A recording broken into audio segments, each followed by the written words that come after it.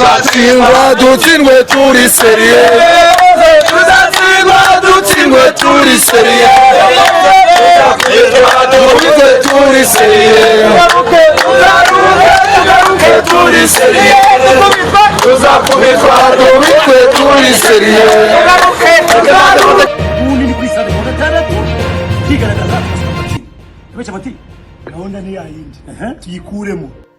Mwongeye kwirirwa bakunzi ba Ingenzi TV. Uyu ni umwanya tubagezaho mu ncamake z'umukino. Wari umunsi wo kuri uyu wa gatandatu ku isaha y'isa 12 kuri Kigali Pele Stadium. Hari habereye umukino wa Rayon Sport yari yakiriye Al Hilal Benghazi yo muri Libya. Wari umukino wo kwishyura ubanza, dore ko wari wabaye mu cyumweru gishize nawo ubera ku kibuga wari warabereyeho, urangira amakipe yombi anganya igitego 1-1.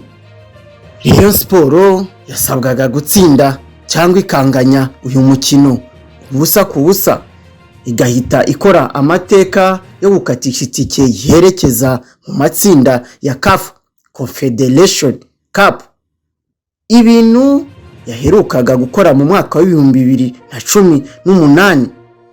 Abakinnyi 11 Rayon Sport yaje kubanza mu kibuga, habanjemo Hakizimana Adolphe, Serumogo Ali, Rwatubyaye Abdul ariwe kapiteni, Musa Aruna, Majaliwa, Nziga Ruvumbu Heritier, Ishimwe Ganijuru na Esenu Musa na Idi Mugandamu Abakari, Mitima Isaac, Kalisa Rashid na Ojela Joachim.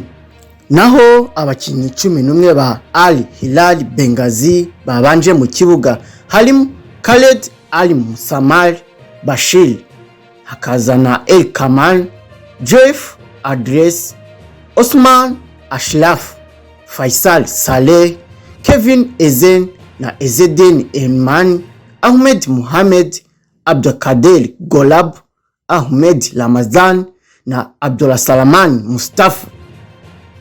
Hahise hakurikira umunota umwe wo kwibuka abanyaribia n'abanyamaroc bazize ibiza. Saa 12 zuzuye umusifuzi abatangije umukino uburatangiye.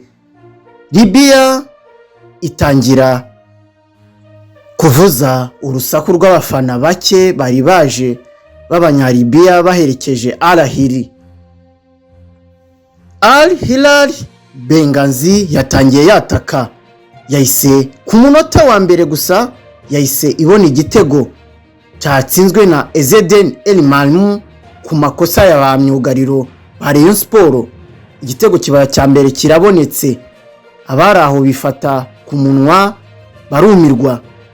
Rayon Sport nigeze icika intege, yakomeje kwataka ishaka uburyo yakishyura igitego ku makorosi menshi yateraga imbere y'izamu rya Al Hilal, ari nako abafana ba Rayon Sport bari benshi cyane bakoma amashyi bavuza na za ngoma zabo bagira bati turishyura nimukomeze mukine.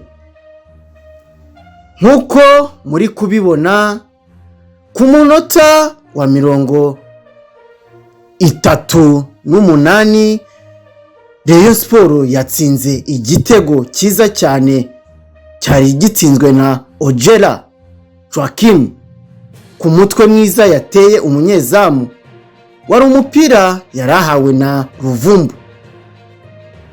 Abafana ba Rayon Sport bongera kwitera hejuru bishima cyane bavuga bati biracyashoboka. Stade yose yahagurutse, induru ziravuga. Cyari igitego kiziye ku gihe, mu gihe hari bamwe bari batangiye kwiheba. Ojela yongera gushimisha abakunzi ba Rayon Sport bari baje kwishyigikira muri stade. umukino waje gukomeza, amakipe yombi aratakana bikomeye, ari nako harimo amahane menshi y'Abarabu barimo bateza akavuyo ku kibuga, ari nako abakinnyi barimo baryama mu kibuga bajera iminota bashaka ko birangira gutya bakajya mu mapenaliti. Igice cya mbere cyaje kurangira amakipe yombi anganya igitego 1-1, ari nako abatoza ba Al Hilal Benghazi barakaye ndetse barashaka no gukubita umusifuzi waje no gutangamo amakarita y'umutuku aha abatoza ba Al Hilal Benghazi. Igice cya kabiri cyaje gutangira, ikipe ya Rayon Sport ikora impinduka, havamo Musa Essenu hinjiramo Charles Ball. Umukino watangiye ariko igice cya kabiri kiza kurangira n'ubundi ari cya 1-1, bahise bajya mu mapenaliti. Rayon Sport ibanza penaliti ya mbere, uwitwa Kalisa yayihushije ndetse na Mugisha arayihusha.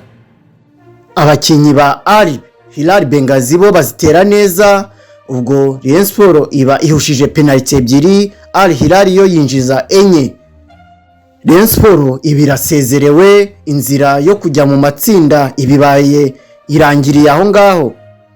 Yari amarira menshi ku bafana ba Rayon Sport ndetse n'abakinnyi, aho bamanutse bose bumiwe, nta uvuga nta uvugisha undi, bibaza ibibabayeho. Nuko urugendo rwa Rayon Sport ruba rurangiriye aho. Yari muri Kinka Abdul, Ingenzi TV.